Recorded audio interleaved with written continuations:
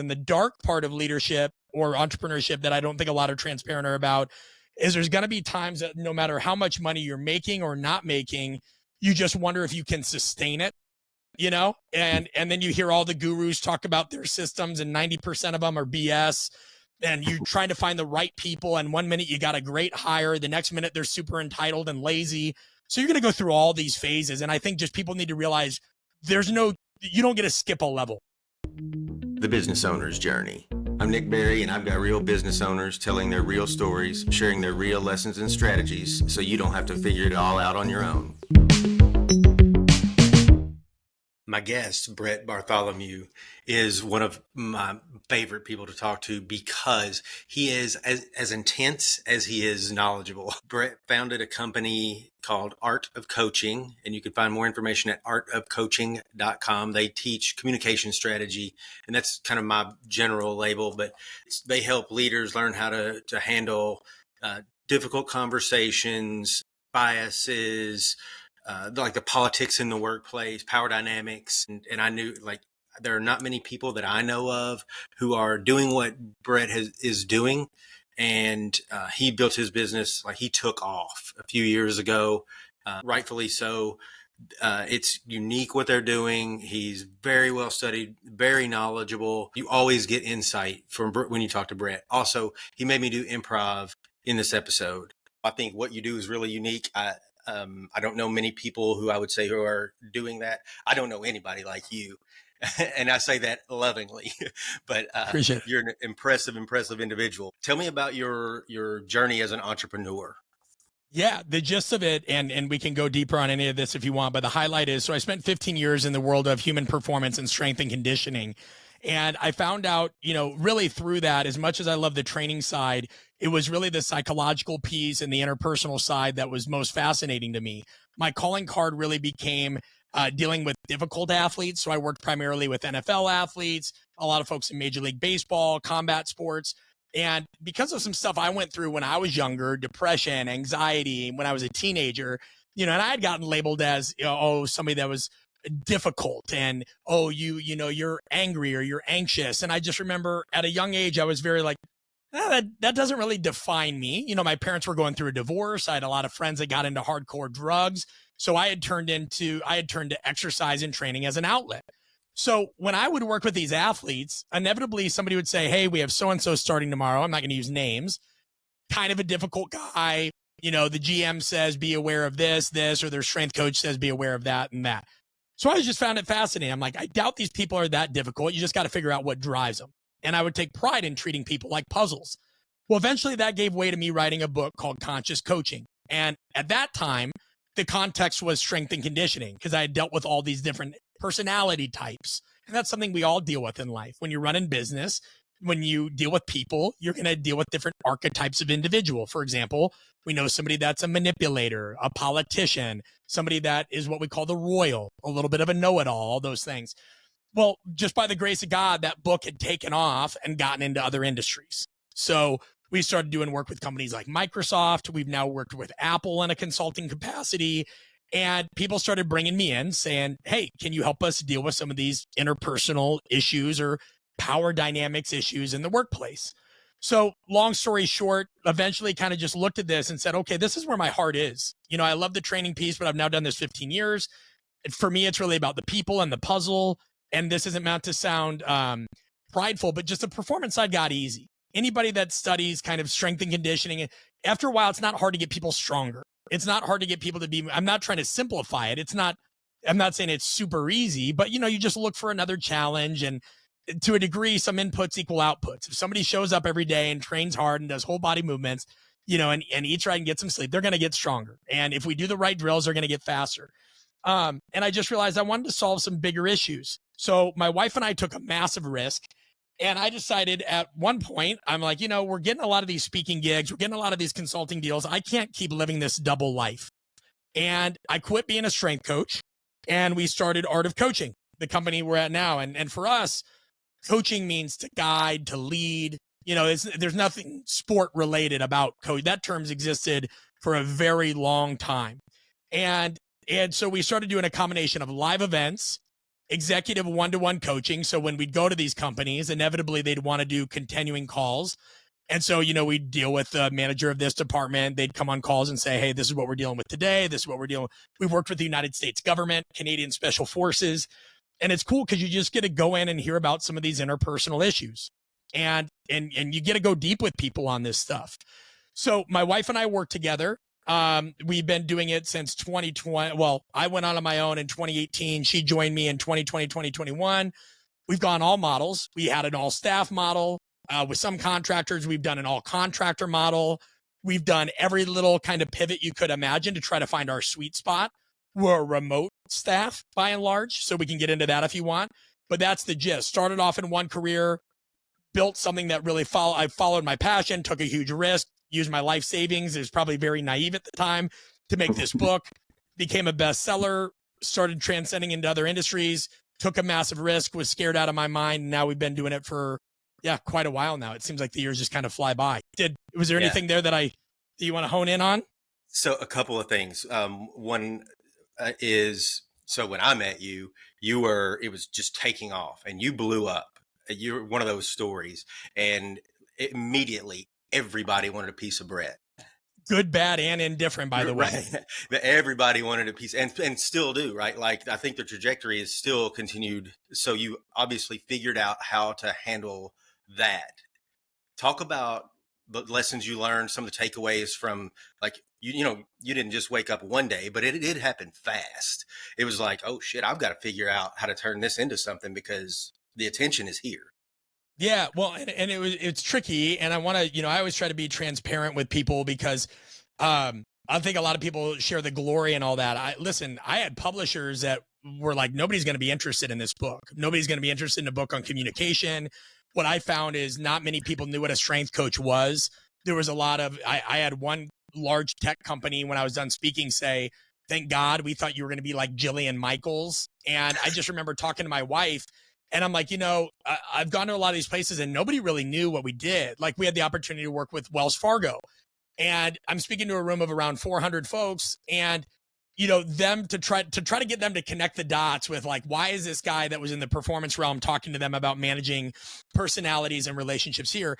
I showed a slide of me working with it was like 52 guys in the NFL offseason lined up doing a warm up. And I said, this isn't me training athletes. This is $175 million of assets under management. These are people that play on different teams, some of which don't like each other. Some are great friends. And I've got to get them focused and to do something that they inherently don't want to do in 102-degree weather, right? There's numerous tie-ins to trying to get people to learn how to invest and save for retirement and do things they don't need to do. And so it took a lot of time to try to, like, really reinvent yourself, especially when you're coming from a profession a lot of people don't understand. Strength and conditioning prides itself, on kind of being grinders, miserable behind the scene grinders.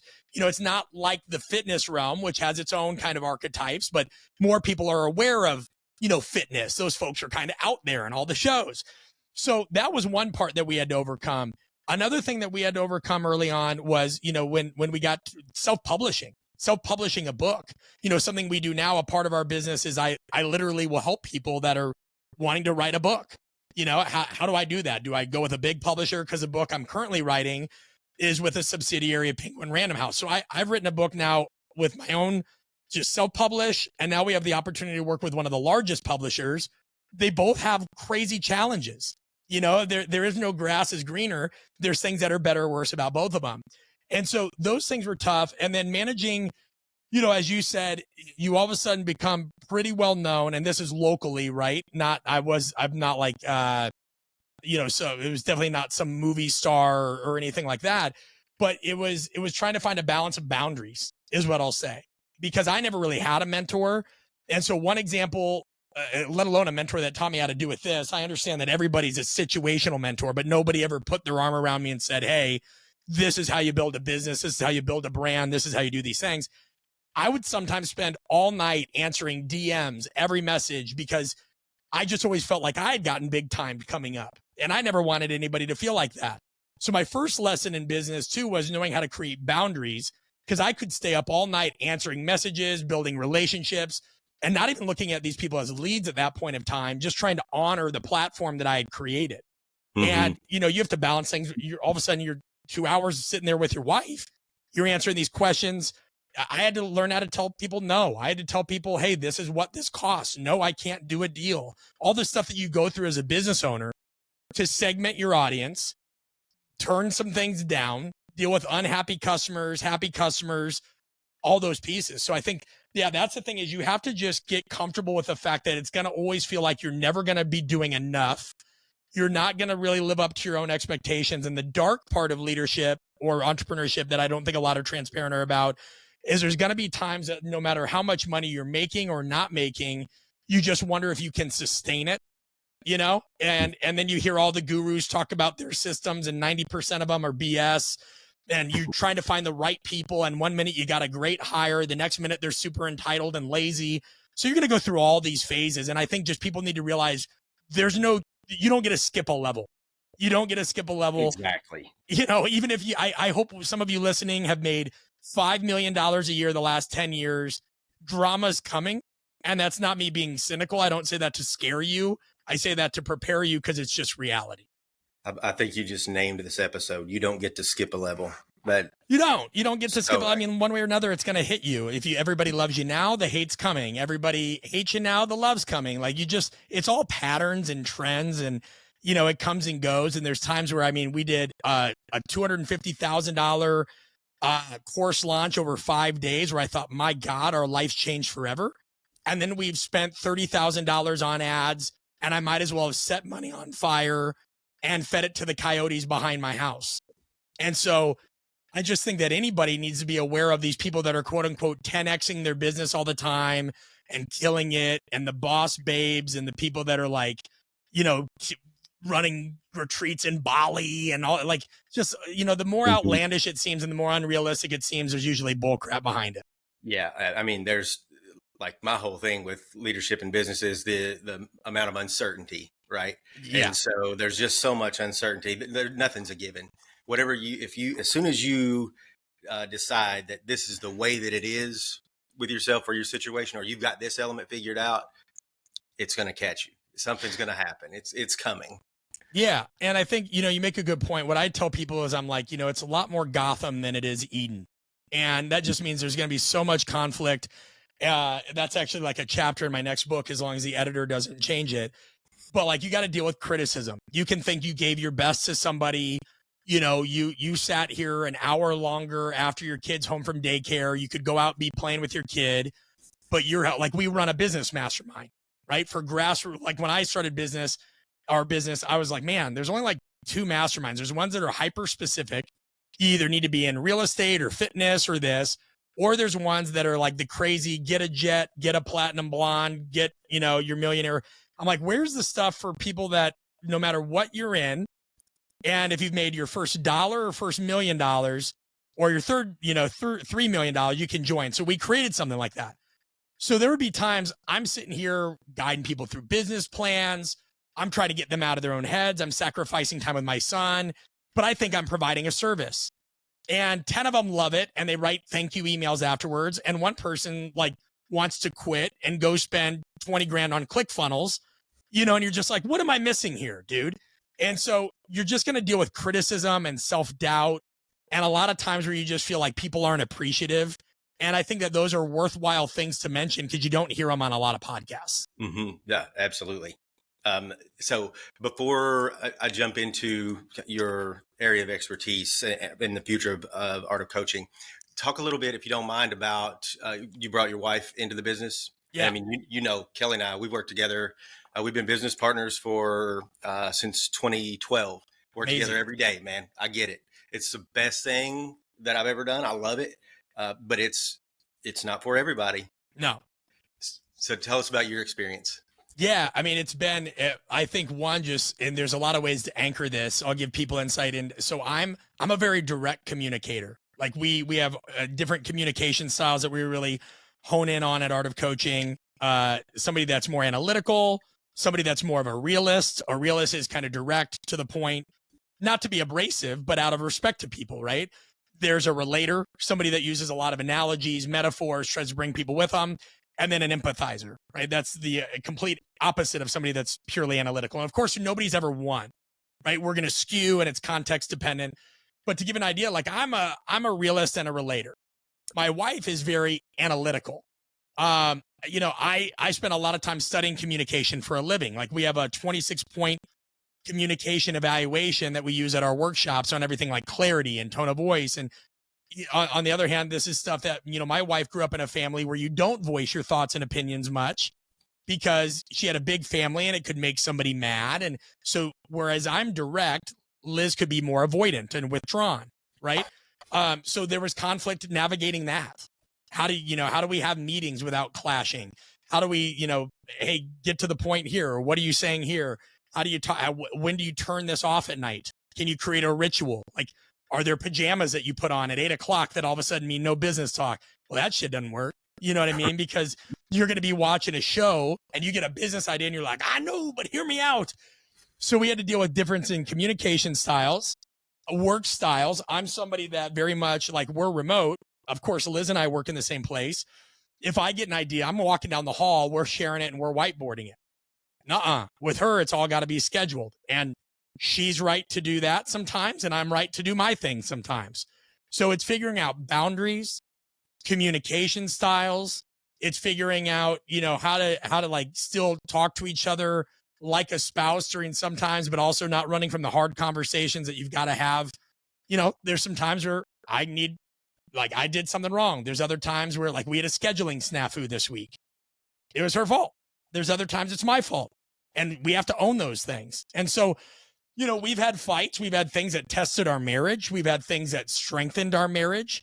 We've had arguments at 1 a.m. We've had celebration, impromptu hot tub champagne sessions at 3 a.m. And so I think that's the thing too, is like, I don't understand where this life is, where whether you work with your spouse or not, again, business is perfect. Relationships are perfect. The nice thing for us is, and then I'll turn it back to you, is the fights we get in, the wins, the losses, the fights, the bad times, the good times, that's all our product. Art of Coaching sits at the intersection of anything leadership, relationships, and entrepreneurship because we focus on communication. Mm-hmm. So the nice thing is if we fight, we all of a sudden turn that into a workshop of how to fight more productively with your spouse. So we try to turn shit into sugar, pardon my language, but there are some phrases that just work. And that's the reality. So it's tested us, strengthened us, and everything in between. So let's take that and go right into like, what is the, leadership, persuasion, strategic communication? What do those things look like in the world of business right now? Take me through, like, what did it look like a few years ago? What has it evolved into? Where do you see it going? Yeah, well, just to anchor this, right? Everybody's familiar with like vision statements, mission statement. Our vision statement is changing the way the world interacts. Now, obviously, a vision statement is your pie in the sky thing. Just like Microsoft in the 80s, it was like a PC in every home. I don't have the illusion of thinking I can actually change the way the entire world interacts, right? But I can change the way a lot of people interact through a lot of the things that we do. And then our mission statement, a core part of that is through experiential learning. So we use a lot of role playing, we call it adversarial simulation or social scrimmaging. So we had a married couple come to one of our workshops the other weekend. They're like, we need to have this conversation with our daughter. We don't know how to do it. Somebody in the workshop plays their daughter. We put them in these situations. So we'll have married couples next to somebody that's there from HR of another company that we had an FBI forensic analyst. So we have this mixed bag of people that come, and they're essentially wanting to deal with conflict resolution, persuasion, self-awareness. Just it's like, I've done the technical parts of my trade. I need to work on some of this hard stuff because I could either improve the way that, I argue in my marriage, or I know I got some things that I'm an avoidant person and I've got to deal with, or I steamroll like we all have our stuff, right? And so what a lot of this looked like in the past is, and then there's good research behind this, a lot of leadership and corporate-y stuff didn't work because it's usually large groups, not very interactive. And if it is, it's interactive only in the networking sense. A lot of it was almost kind of comedic or very, trust falls. And a lot of this stuff was just put on by organizations. There's this great researcher named Jeffrey Pfeffer that talks about it. There was never really an evaluation of like, did this actually go into the real world? Could you go to this weekend clinic or this leadership thing from Disney And did it make you better on Monday? Did it make you better at dealing with that difficult coworker? It was more so, did I get networking out? What was the figure? The figure is like $375 billion was spent on leadership training in the United States alone in 2015.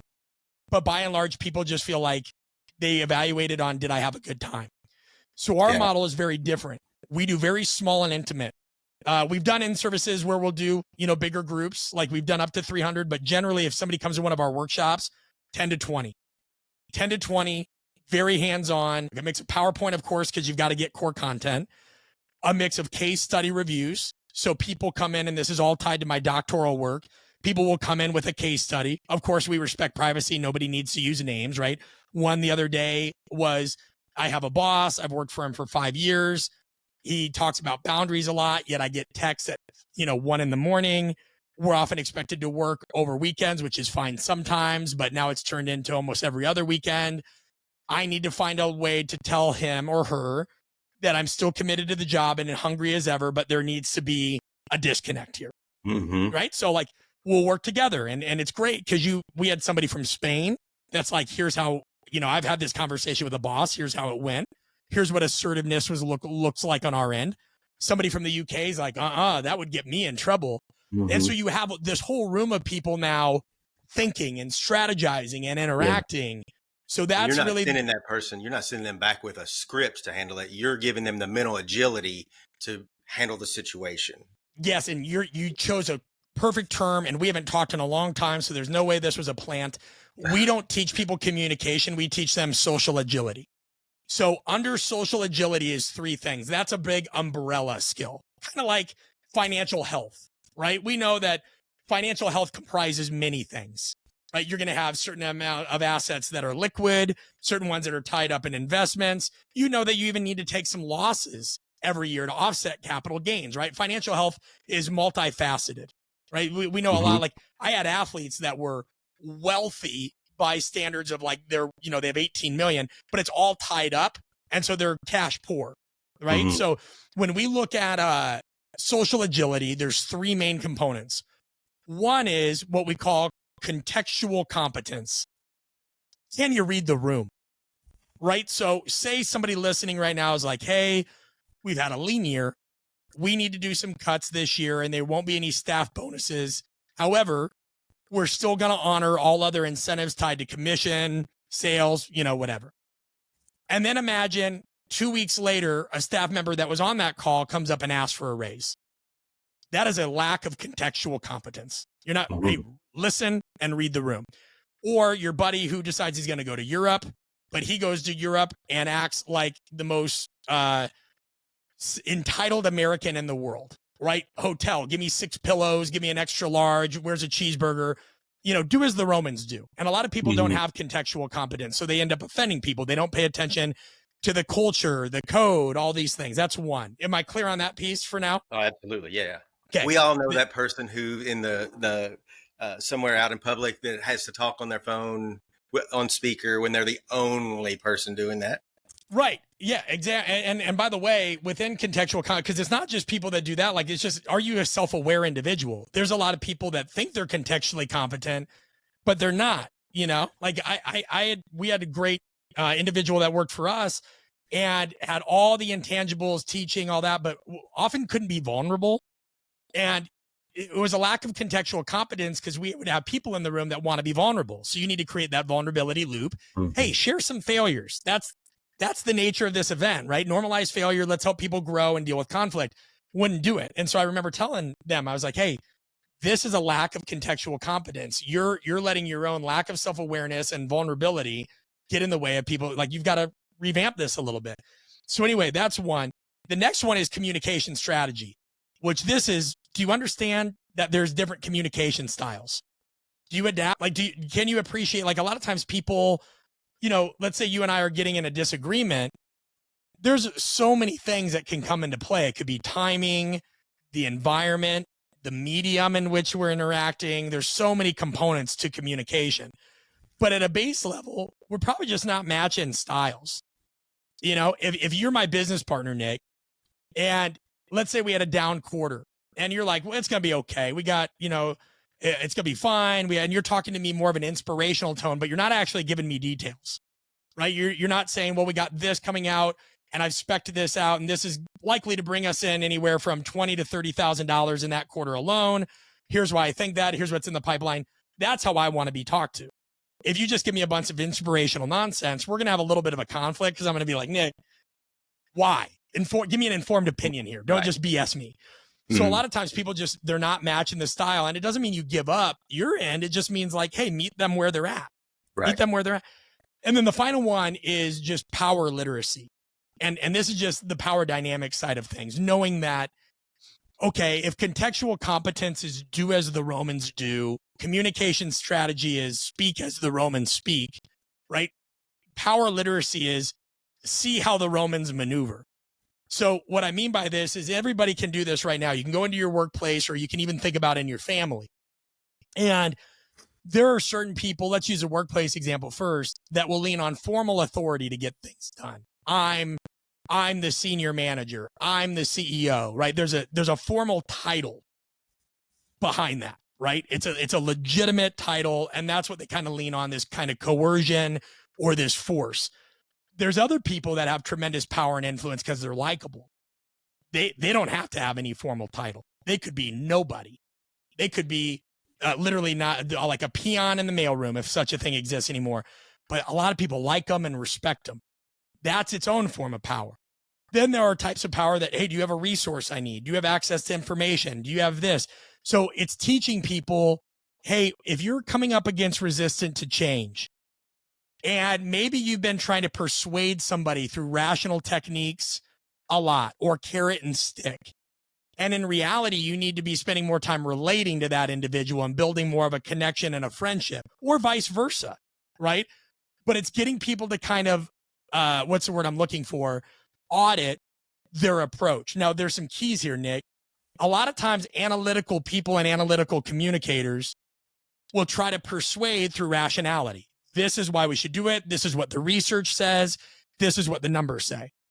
Well, if you're dealing with somebody that's more of an empathizer and values personal connection, feelings of friendship, and they want you to move the emotional needle and they need a different level of trust, you're in the wrong. Right. And a lot of people just don't see that. Everybody else is the asshole. Everybody else is stubborn. Everybody else is wrong. Yet if they just sat and did like a 24-hour food recall, if they did a 24-hour recall of like the types of persuasive strategies they're using, they would realize they're using the wrong gear for the wrong hill, the wrong key for the wrong hole. So it's teaching people that, hey, there's no perfect formula. This is the scientific method. Nobody's going to come out right and tell you what they are. You've just got to be able to do a combination of active listening, pay attention, and it's a skill like any other that you can absolutely pick up to learn how to navigate rooms, relationships, and everything in between. Yeah, I love that. But so it sounds like a lot to try to get your head around. Like, where does somebody start? What is it actually to take somebody through that? Yeah. So again, it's just anything. If I were to ask any of your listeners to teach me what they do for a living, right, it does seem like a lot because you're using a new language. And unfortunately, we're not taught how to communicate and any of this stuff in school. Like, it's a little weird. It's a little weird that we don't have how to have conversations with other humans in school. Like somehow taking sex ed, not teaching people about money, not letting them be physically active, and not teaching them how to have hard conversations. We're supposed to have a thriving society, which is bizarre to me, We're lucky to be here. Yeah, exactly. And so the main thing is, and I'll anchor your question in this, I went out and gave a presentation recently and somebody said I had like an hour. And somebody's like, all right, well, where do I start? And I said, well, what are you paying attention to now? And he goes, well, what do you mean? I go, well, like what out of what I discussed seems like an easy jump off point? He's like, well, the communication styles, there's only 4 of them. Whereas the influence tactics and power dynamics stuff, there's a lot. So that seems overwhelming. I go, great, then start there. Because here's the beauty. It's not a linear thing. All of this stuff is part of what's called just complexity theory. It's like, where do I start with building financial health? Should I follow the Dave Ramsey thing and pay off debt? I mean, that's good for some people. It depends what kind of debt you have. Some debt is good debt. There's a lot of people that got really wealthy off of debt because you can use other, the bank's money when we had interest rates that are 2%, to build wealth. Other people, yeah, they should pay off debt. So I'm like, I don't care whether you audit the way you've tried to been persuading people. Has it been through logic, emotional appeals, some other kind of technique, credibility, whatever, or if the communication starts somewhere. And it could be as simple as, say there's somebody right now they got somebody at work they're disagreeing with. They could say, hey, I listened to this wackadoo on a podcast, and he talked about communication styles, and it made me realize I've probably been direct in a way that makes me look like a little bit of an a-hole. I just want you to know that that's never coming from an I know more than you or I'm better than you. I'm just a really passionate person, and I just kind of tell it like it is. But I want to get better at this. Like, how do you want to be communicated to? What kind of feedback do you like? We asked a camera guy that filmed one of our events, hey, when you get feedback from us, how do you want to receive it? Email, text, or the phone? So where they start is just having conversations about communication. You don't need to worry about the language so much. Yeah, like when somebody thinks I'm aggressive, I'm like, oh, I'm sorry. Like, I speak very directly because I want to respect your time. Yeah, absolutely. And so it was another thing of, and we won't get too much into this because I don't want to overwhelm people if I already have. But you also have to know what drives people, and people act like that's tough. It's not. You listen to people. I have a client that everything is about efficiency, the most efficient way. What's the best way? What's the most streamlined way? It's not hard to know that this person he finds security in kind of this prescriptive nature of things, right? I have another client that's like, yeah, man, I'll wing it. I'm just going to figure it out. I love it. Like I'm going to just dabble in a bunch of things that you told me. I'm going to see what works. I'm going to break some stuff. Great. That person's more curiosity or adversity driven. He doesn't need a step-by-step approach. So I think a lot of people just need to think, wow, if I had to sit today and write, what kind of communicator am I? Why do I hide from hard discussions? Is it because it threatens my self-worth? Is it because, the way my family taught us to talk? What is anchoring my perceptions here? What assumptions am I making about other people? And man, if I go into my emails and my texts, almost every time I'm trying to convince somebody, I'm using logic or research or statistics. Maybe I should try more metaphors, analogies, and stories. So, I mean, do you think that do most people have the awareness? Do they recognize the things that you just said about themselves, that it's not landing and it might be you? No, because we have a society that by and large, when it comes to this stuff, doesn't ever look at that. And I'm not casting aspersions, so don't feel attacked, listeners, if you're hearing this. It's just me talking real. Like, most people don't do, like, they either do nothing or go to therapy. That's it. Most people do nothing or they go to therapy. They're like, when it comes to communication, like, are they at therapy because they've tried everything else that they could find, and that's what's left? I mean, I can't answer for everybody. You know what I mean? Like, and I think therapy is a great thing for people to do. There's not me saying therapy is not worth it. What it is saying is, here's the core thing. When we sent out semi-structured interviews for my doctoral work, we asked people a simple question, many others, but there was one question in there. It was like, how do you rank yourself as a communicator? With 1 being terrible, 10 being incredible, or very effective. Most people would give the answer you would expect. There's always room for improvement, but I'd give myself a 7 or 8. The follow-up question to that is, what tool did you use to evaluate that? Where's that number come from? And usually what you would get is, wow, well, nothing formal. But one guy said, and he laughed afterwards because he knew exactly what he said. So I'm not trying. He was like, do people do what I tell them to do? And he goes, oh, that sounds awful, because that in no way, shape, or form means I'm a great communicator. And another person was like, well, feedback from my staff or this. And then they know, well, that's biased. So when I started looking up stuff out there, when we went out on our own, I'm like, who teaches communication? Like, who teaches, like, not rah, we are the world. Like, hey, I'm the type of person that's come here ready to do the hard stuff. I want to meet other people that are emotionally mature adults that like learning about psychology and persuasion, but we're all flawed, right? Like, I teach this stuff for a living. I have so many things I could work on. That's the fun of it.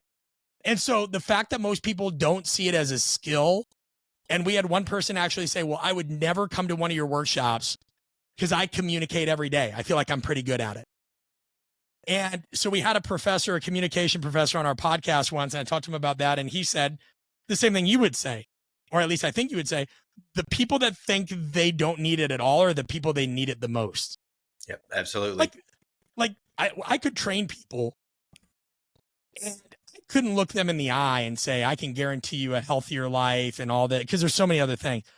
I, with 100% certainty, and I don't mean this with an ounce of pride, I mean this with conviction, can look at people and say, poor communication is guaranteed to make every part of your life worse. Every part. It's what starts wars. It ends relationships. It costs you business. Mm-hmm. It costs you peace of mind. To me, there's nothing more scalable and sensible, like nothing more scalable than water or air, and nothing more sensible to say, hey, maybe I can go in a safe place to fail with non-judgmental people and work on this stuff. And it's addictive for me to teach because I get to work on it while I'm teaching it. Yeah. Well, and I think that you just kind of explained why I think you're in such a great space. Like what you do is so powerful. And really, to go back to my comment about, what do they end up in therapy because they knew like what I'm doing doesn't work and I've tried everything else, but there really is nothing else. I don't know what else. I don't know how else to work on this. You're the first person that I've heard that brought like some methodology and reinforced the fluidity needed. Right. So it's kind of like, if you don't have the fluidity, if you think that this is going to be like a crystal clear, clean path forward. No. Well, that's right. Like whenever you're looking now, let's just get nerdy for a minute. Leadership, management, entrepreneurship, any of those things, those are nonlinear, right? By nature. Like that's a nice way to say it. Yeah. They're nonlinear. Like and that's why our tagline is guiding people through the messy realities of leadership and life. So it's nonlinearity. So how hypocritical would it be for me to say we have this static formula for how to teach you to deal with everybody? No, what we have is we have principles and mental models and opportunities for you to practice. We video people. Like we have 3 different price points. If this is interesting to business folks on the business side, because I know pricing always comes up, we offer 3 different pricing strategies. People can come just for the event. They can come for the event and the slides and the notes and things like that. And of course, we give them goodie bags and all that. And then they can come and actually have their role-playing sessions videoed, and then we break them down after. And what's powerful about that is they get an evaluation when they're there. So they can actually say, like, let's say you and I watch this back, and we both wanted to just improve the way we interacted here. There's categories as basic as, all right, Nick, I thought your tone of voice was this. And we have a numbering system. It's not worth getting into unless you're interested. But I thought your tone was this. What'd you rate my tone? How'd you perceive it? It's not about the number. Let's say the contextually appropriate score is a 3. Like, hey, I want to be really mad. I never raise my voice. I want to practice just raising my voice. I get stepped on all the time. And I just kind of want to practice losing it. Cool. We had somebody want to do that. So in that, her tonality when she quote unquote lost it was out of this world, but she got a 3 because that was the role that she wanted to play. If you, on the other hand, were like, I'm trying to keep my cool, I need you to pester me a little bit. And here's some things that were pestering me, right? It's my job to facilitate that for you. Mm-hmm. So I'm playing that role. If you lose your cool and you were trying to keep it, that's your state management, your emotional state. You would get a 1 because, hey, Nick, you were trying to keep your cool. Hopefully I said that right. You were trying to keep your cool and you lost it. I gotcha. That's a 1. But the value is not the number. The value is the discussions and the like navigating the perceptual gap, the person you worry about. And when you need to worry about yourself, including like I need to worry about me, is if I think I'm a 3 in state management, use of influence tactics, tonality, clarity, conciseness, all these things, and everybody else in the group thinks I'm a 1, that's a problem. A 2 and a 3, we don't worry about. That's cultural. That's, where were you born? That's how you perceive things. People might. Are you able, with that information then, are you able to take somebody, so I'm a 1, you think everybody else thinks I'm a 1, I thought I was a 3. Are you able to use that to open my eyes and get me to a more accurate perception? Or is it usually like, if you're that far off, you're gone? Yeah, I mean, usually people that don't want feedback and don't want to work on it and don't actually want somebody to help them don't come to our course, Yeah. So usually we don't have that issue. Every now and then, I think we had our first walkout this year. It was somebody that said, I'm only here to know, like, we always do this thing like, hey, why are you here? How can we help you? Just kind of an icebreaker so everybody gets to know. Because when you have these kinds of things, you want an intimate setting where people really get to know each other. So it's a powerful. And the guy stood up and was like, I'm just here to network. I don't have any weaknesses. So like that's not our ideal client. You know what I mean? Or like, my boss made me come to this. Like, that's not our ideal client unless they're. Now, we've had people that their boss makes them come to it and they're like, I'm excited to too, because I know I need something.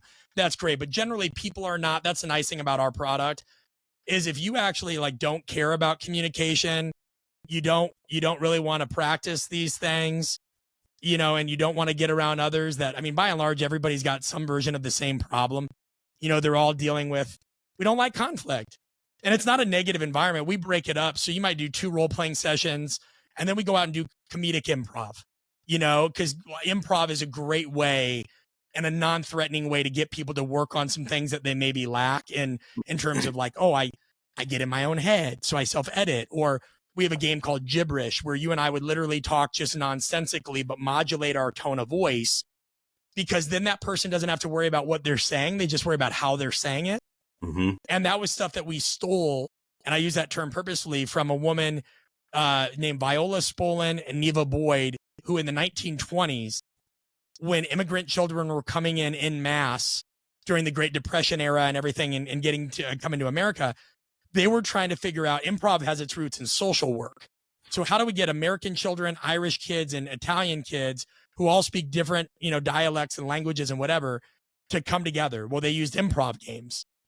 And they could teach them social skills through the use of improv. So we have improv, and then there's a good part of day one, people get to sit back and just kind of listen and take in. So you kind of have something for everybody to manage that. But the important thing is that people walk away and feel like, one, I really connected with people there. Nick, thank you so much. We had people that fight. We had one woman that was like, I hate small talk. I don't think I should have to demonstrate empathy. And she's like, I know how messed up that sounds. And she's smiling the whole time she says this, right? She knows. And she's like, there's nothing you're going to tell me in these 2 days to change me, but I respect you nonetheless. And so we're all just laughing because, again, she's just, she knows how she's coming across. She meets 4 people there. 2 of them are exactly like her. They tell her how they do it, and they kind of survived. Another 2 give her feedback. People leave like friends because they've kind of gone through that together now.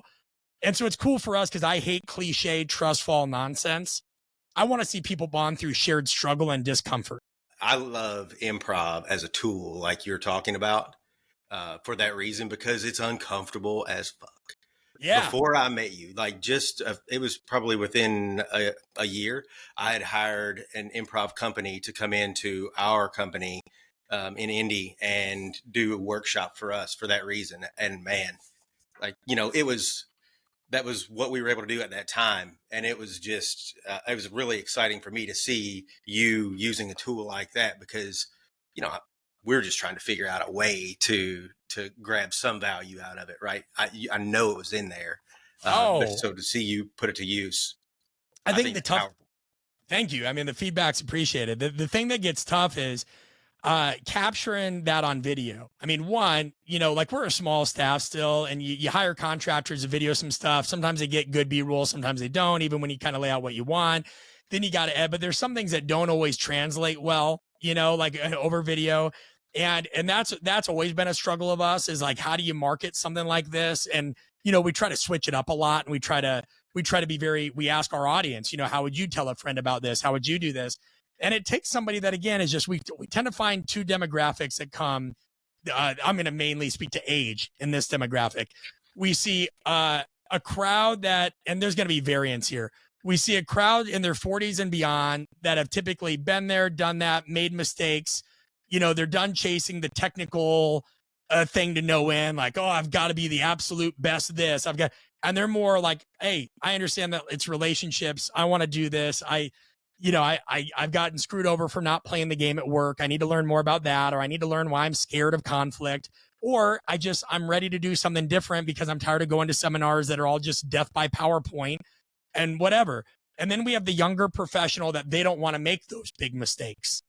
What we don't tend to get, and transparently what we don't want, because we're not for everybody, we don't want the person that's just like, I don't think interpersonal skills are important. I think they're easy and I have no room. Like, that's no, if you're just, like early on when we were transitioning from strength and conditioning, like if you were just worried about sets and reps, don't come to our event. That's not what this is, you know? So like we had a forensic analyst from the FBI that's like, I'm going to lose my job if I don't learn how to put my science speak in language that other people in the bureau can understand. And he's like, so I need to figure that out, you know? And I think just for me too, you think about when you talked about what was that journey like for your business. And I don't know that I'll say this perfect. I needed to do something where I felt like I kind of wasn't wasting my life on stuff that was ephemeral. And of course that means something different to everybody.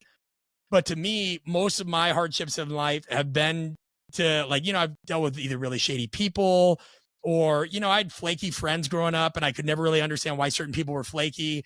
There were a lot of things I just didn't understand about why did people behave the way they did. And I think that that's stuff that's going to matter regardless of what AI does and doesn't do. It's stuff that's going to be relevant for 100 years and 1,000 years. It's stuff I'm going to teach my son. And so I just felt like if I'm going to pay money, because God knows, and I know you do too, you spend a lot of money on Con Ed. And you know what it's like to go and be away from your family and your business and to walk away disappointed. Mm-hmm. And I'm certainly not going to say that we blow everybody's socks off, right? We all like, but I was like, what would I spend $10,000 on? What would I spend a scary amount of money on? But I knew that it would give me something that is everlasting, that would help me in my marriage and me with myself and me with my business. And then we set out to create that thing. It's totally transferable. It pays off immediately and indefinitely. Like, right. Yeah, it's the perfect investment in that way. Yeah. So you touched on something there. This was a thing from the very beginning that I want to go back to. Yeah. You said, so let me say this. So I know you have a young son. I have a 2-year-old daughter. So, awesome. These are kind of things like, I want to make sure I don't mess her up. Right. I want to give her a shot.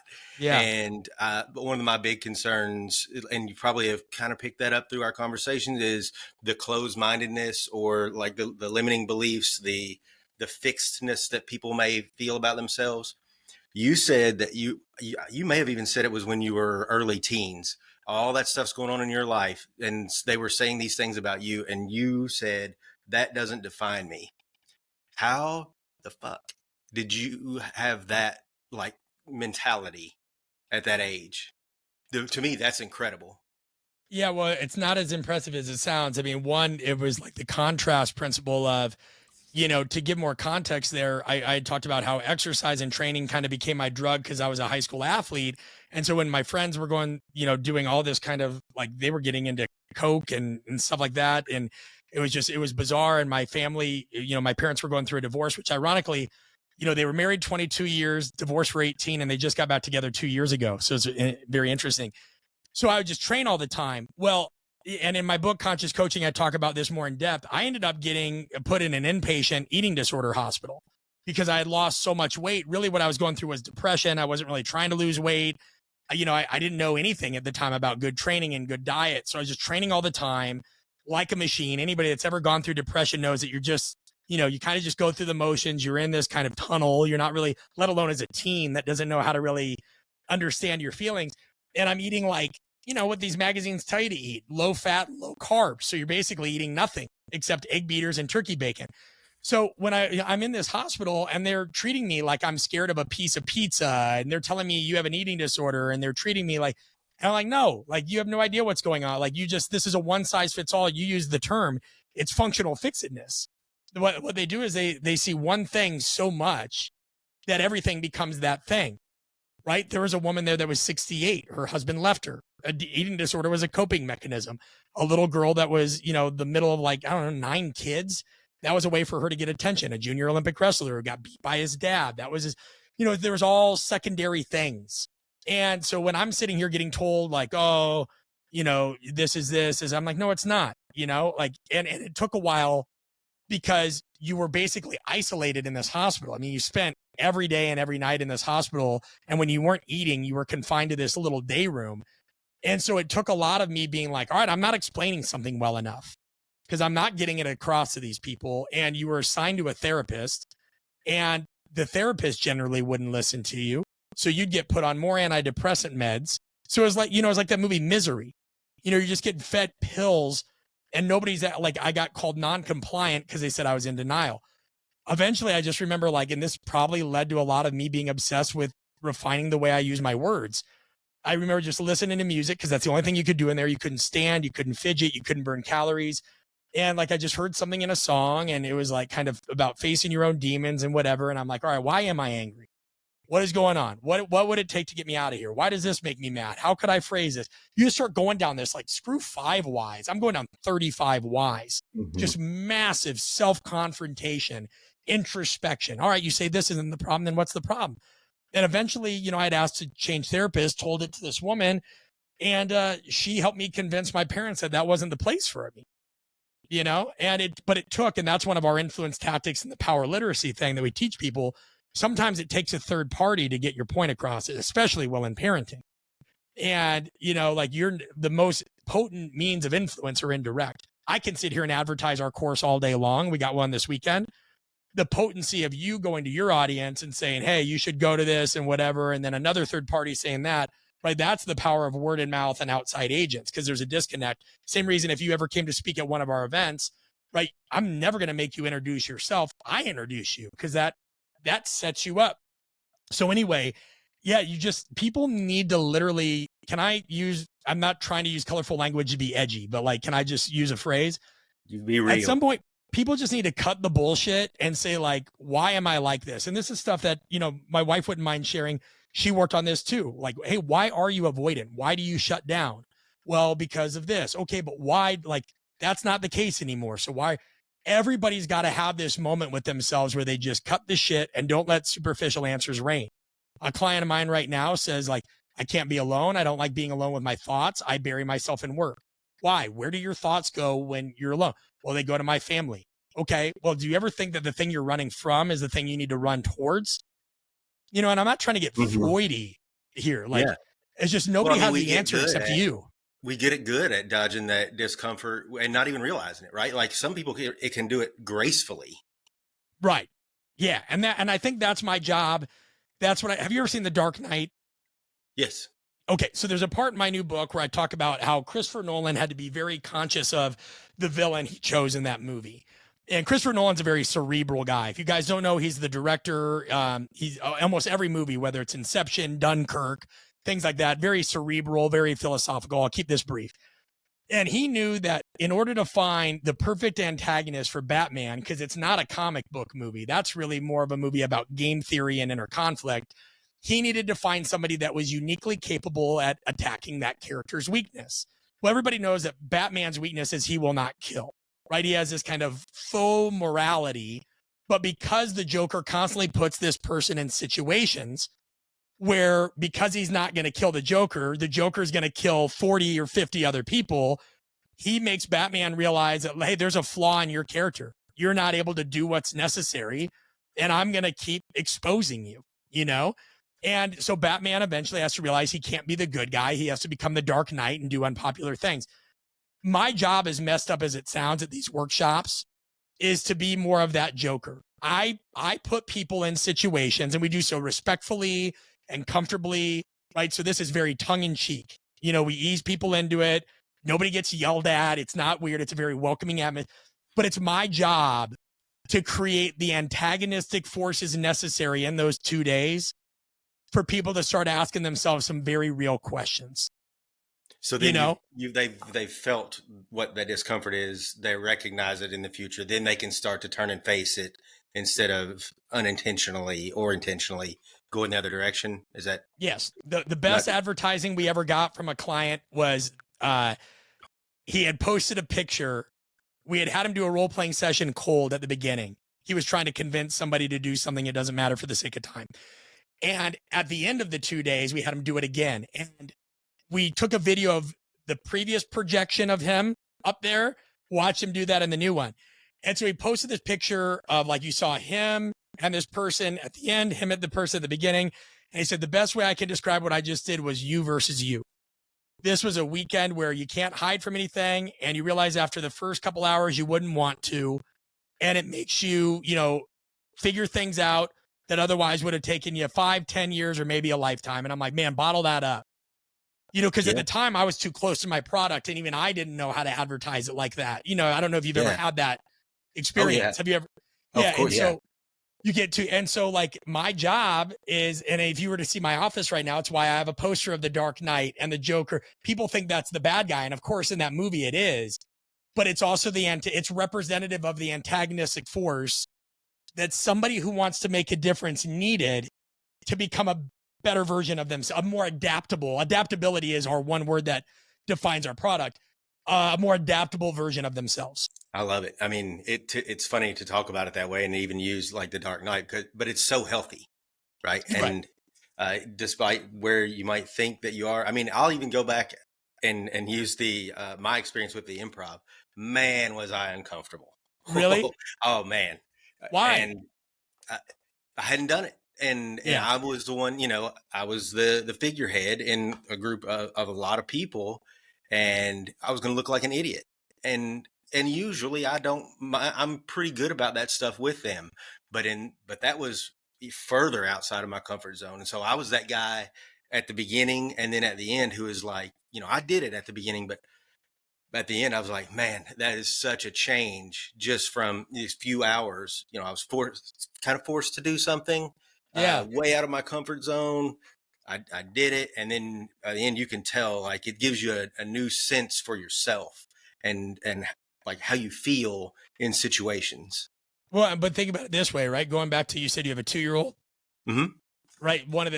You say little girl. Mm-hmm. One of the things you'll teach her is that, failure is necessary. You can't be scared to fail. Failure precedes learning. And that's the nice thing about improv. It precedes failure, and it's fun. Do you want to do a quick game here that we do for like 2 minutes? Let's do it. Okay. So one of the things we do right out of the bat, so we're about to run an event in Calgary. When will this come out? Late June, maybe. Okay, so yeah, late June we'll be in Calgary. We'll run another one in Phoenix this year, and we run some other courses too. But improv's always a part of it. And one of the things I do right off the bat after doing housekeeping and thank yous is I say, okay, we're gonna rip the Band-Aid off. We're just gonna have some fun. We're gonna normalize failure. This is a game you can't win. There's no goal to win it. The goal is just to laugh, and it's ridiculous. So the game is called You Can't Say That. All right. Now, you and I are going to have a conversation, and we'll make it about whatever. But we when we teach it, sometimes we add more structure, sometimes we don't. More structure might look like we're two guys in a Mexican restaurant, but you've got to add information to the scene.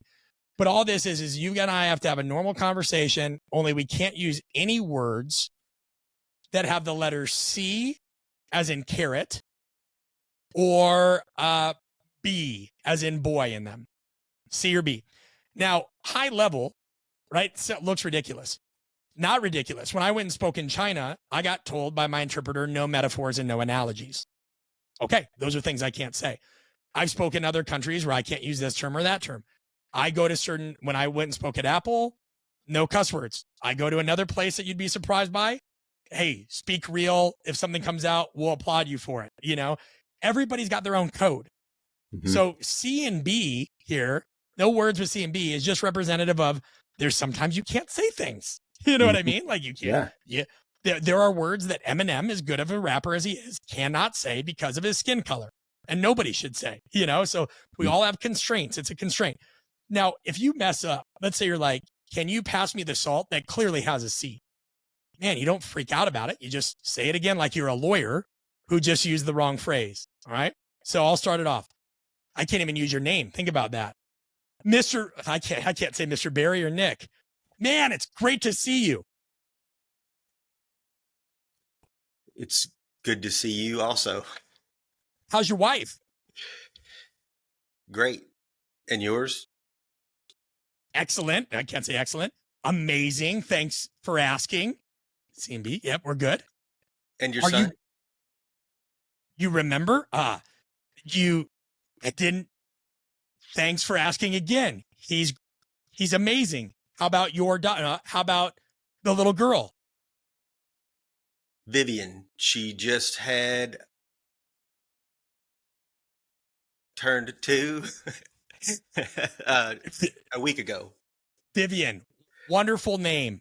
When's her birthday? When was she born? Nope. When? How old? 2 on May 22nd. All right. So see, like, Yeah, but that's fun, right? So we'll stop. Fun, awkward, makes you analyze, but like you don't worry about it. Just have fun with it. And we'll also do a game called Happy, Mad, Sad, Afrad, where people will be given a phrase like it's raining outside. Nick, say it's raining outside and act happy. It's raining outside. Act mad. Say it in mad phrase. It's raining outside. Right now, 30 other people might say it's raining outside, or they might say it passive aggressively. All we're doing is we're teaching them variants and different things so that when you guys go role play for real and Nick wants you to act like his wife and they're having a confrontation about where to go on family vacation, you need to change your tone of voice. You need to bring some realism. Nick's going to let you know how his wife talks and some idiosyncrasies. If you can't do that while we're playing here in improv land, you're going to have a hard time doing it serious. So it's just, it gets people out of their own skin. It's lateral. It's no different than when I taught athletes, when athletes squatted. If I had an NFL guy squat 300 pounds, there is nothing about a squat that looks like sprinting, correct? Is there anything that biomechanics? Nothing. But can squatting make them a faster sprinter in some respects? Mm-hmm. Yeah. So improv has indirect application to ways that we communicate because it allows you to work on not self-editing, tonality, and these things. And then we had this woman that was a biologist, talk about analyst through and through.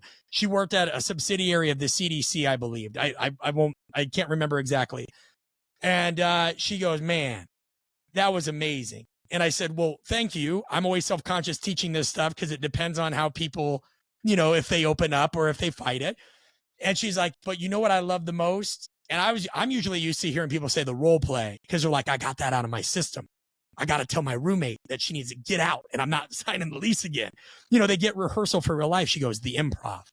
And I said, I'm surprised, admittedly. I would have thought that you would have not liked that given the nature of your field. And she's like, honey, that's all I do is serious stuff all day. People need to play.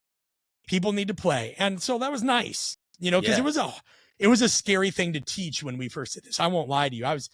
I knew this stuff had value, but it only had value to the point that people were willing to be open.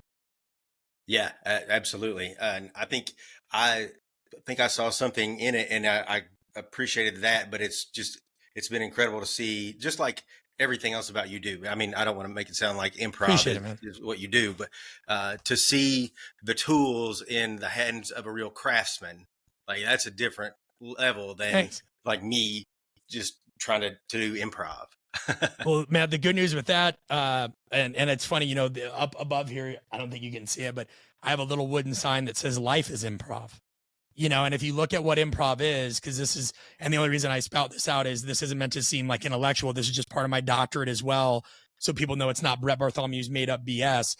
There are many definitions of improv, but the one that I really like the most and appreciate from this one researcher is essentially it's decision-making. It's spontaneous decision-making within boundaries using available resources.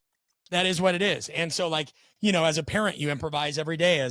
We have to improvise with everything we do. As a business owner, we all deal with scarce resources. So and the root term improvisus just means the unforeseen, and so I love it when people come and they're like, that would never happen.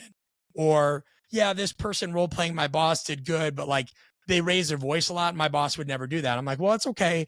We'll redo that with a different partner or they can adjust. But do you think you ever might deal with anybody that's going to raise their voice?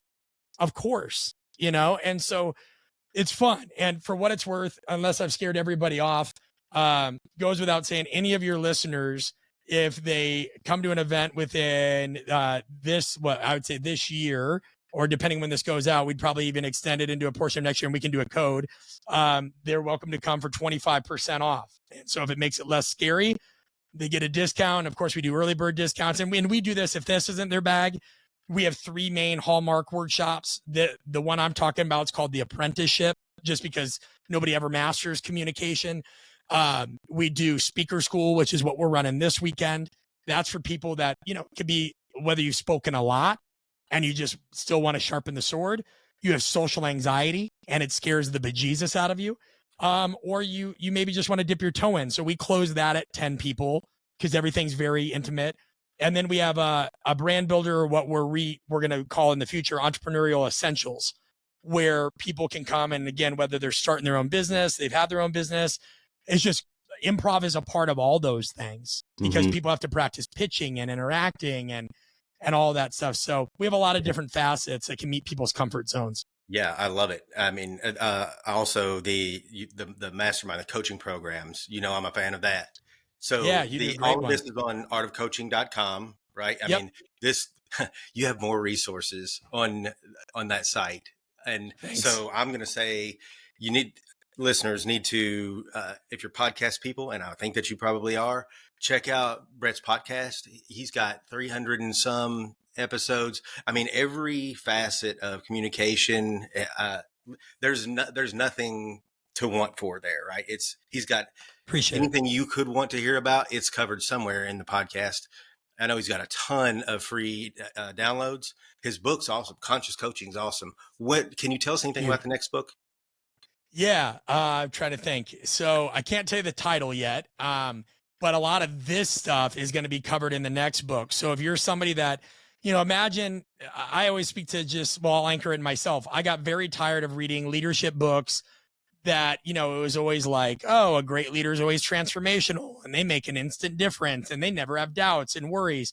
This is an anti-leadership leadership book. It is a book that spits in the face of all those myths, talks about the dark side of leadership in an inspirational way, why it's actually good to deal with darkness and doubts and demons. So one part of the book is dealing with kind of that part of leadership, the conflict, the can I make it out of this, the constant criticism, the getting screwed over at work and trying to figure out life. The second part of the book is about dealing with external conflict. So that's a lot about the communication styles, power dynamics, and all that. So the book is kind of divided. It's two books in one, dealing with inner conflict related to leadership, management, and that stuff.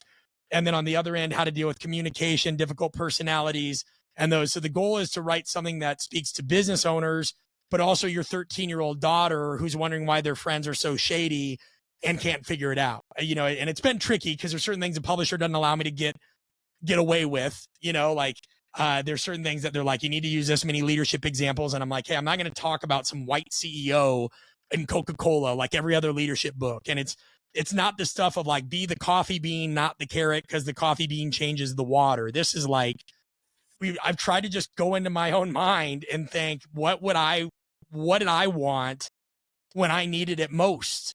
And it just wasn't out there. And I'm not saying people don't do great work. And I'm not saying I'm a perfect author. I'm just like, if you're tired of the BS and you just kind of want something that speaks more visceral, it'll be available next year. You can just go to artofcoaching.com/book. My publisher hasn't set a date yet because we're still doing edits. artofcoaching.com/book will get you on the update list, but 2025 is when it will be released. That's awesome. I think anybody who studies leadership, who reads about leadership, would, if they stopped and thought about it, would say, yeah, there is a void out there. And that's why I wanted to have you come and talk, because like you have moved into that void. And Appreciate it. I mean, it's been incredibly valuable for us, for for my businesses, for the businesses that we've worked with. And I mean, you're here because I'll vouch for you with my audience. Like this is the real deal. So Means a lot. thank you. And vice versa. And like, let me just say this too. Like, I'm somebody that has just the right amount of self-hate. I am not perfect. We are not perfect, but nobody should ever have an experience with us that was bad because of a lack of effort, And so I've always appreciated that about you as well. Like just there continues to be a void of just grassroots, imperfect people trying to do better, not hiding from things that they've struggled with and done and, whatever. And it's nice to know other real people. And it's been too long. So we've got to get you out to one of our events sometime. Yeah. I think I'm back on the road again. So I'm Good. game. All right, Yeah, man. you broke me. We broke the ice with a little 2-minute improv session here. So now you know that I'm game. Yeah. Well, and like there is a certain personality. And I think, it's important for your audience to recognize it now that they don't already, but like you want to follow people that aren't scared to talk about failures and scars and shrapnel. And that's just like, when people ask, who do I trust? I'm like, well, go to the people that are actually vulnerable and tell you real stuff. Yeah. The more they kind of hide or pivot or only share successes, man, run. And so, it's easy to get along with people that aren't trying to, they're not telling you stuff with something behind their back. all the time. And you're a great example of that. So thanks for always giving me an opportunity and being able to be somebody that's reliable. Oh, of course, man. It's a pleasure. So Likewise. Thank you so much for listening. If you found the show valuable, you can say thanks and show your support simply by taking a quick second to like, share, and comment on the show. You can also find more information about each of my guests, all of the resources from the show, and myself at nickberry.info/TBOJ.